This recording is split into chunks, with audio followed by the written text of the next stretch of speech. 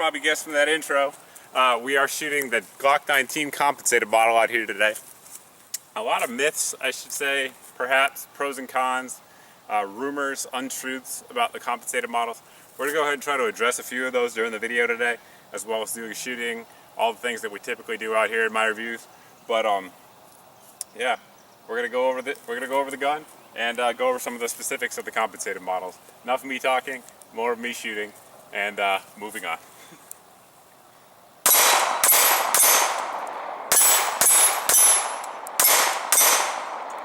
Out of rounds. One good thing about the Glock 19C, or any Glock 19 at that point, is when things get serious, you can always go ahead, put the 33 round mag in there, and get to work.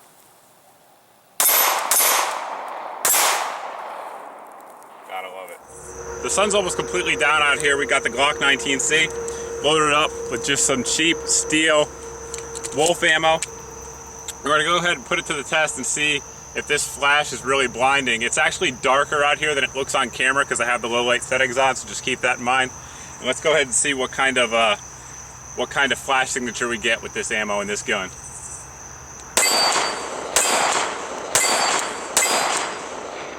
Now, no doubt about it, as I'm looking over the top of the gun, there is a significant flash there. That said, it's not blinding and it's not obscuring my target, so I'm able to get back on it. As you can hear, I'm continuing to hit that steel.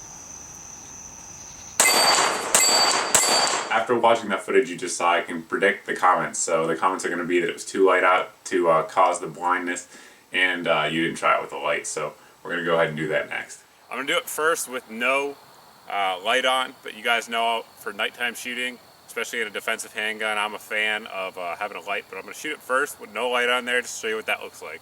So here you go. And that's brown bear ammo that we're using. Up next, I'm going to go ahead and turn the light on. The light we're using is the Inforce APL. So you can see there, much less pronounced with the light on there, because that light is obviously minimizing the shock to your eyes of that flash at the top. That said, even when I was shooting with no light on, I had no issues picking up the front sight after that, getting back on target. I'll move the camera around so you guys can get a little bit of a different angle. Alright, so you guys are pretty much looking down the muzzle end of this gun, a position you don't want to be in unless it's actually just the camera. So we'll go ahead and take some shots like that.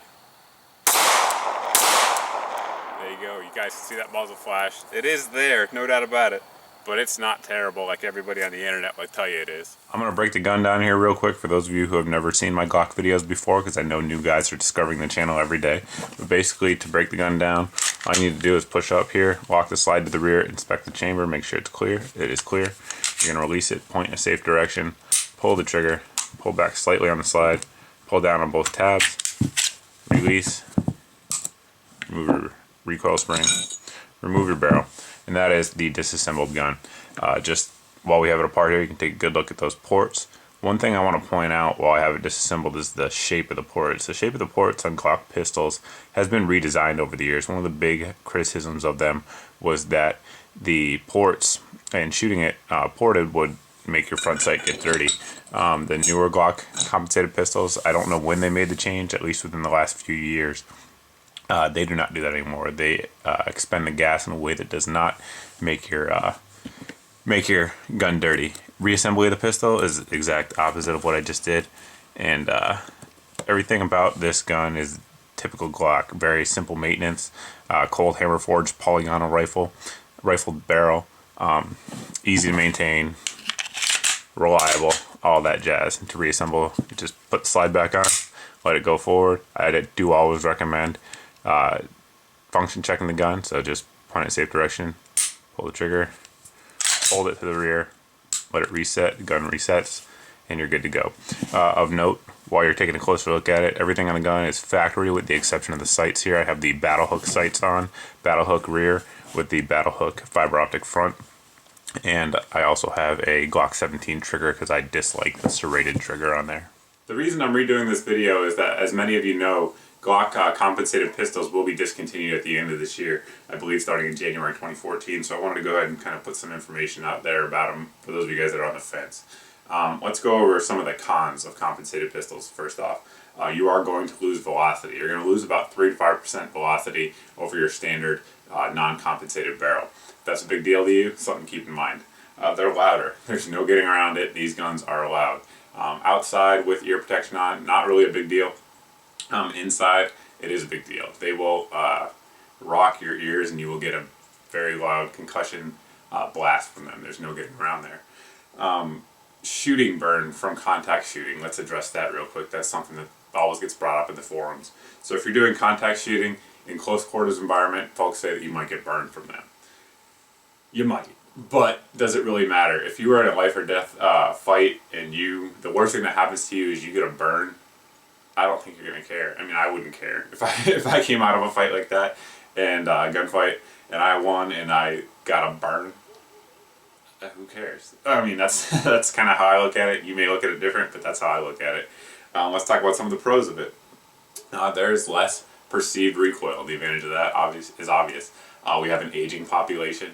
Less perceived recoil. It may allow someone with arthritis, a weaker shooter, a new shooter to practice more often, so there's a pro to that.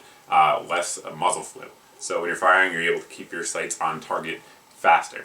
A lot of folks out there who shoot competitions, that's going to be a big pro for you as well.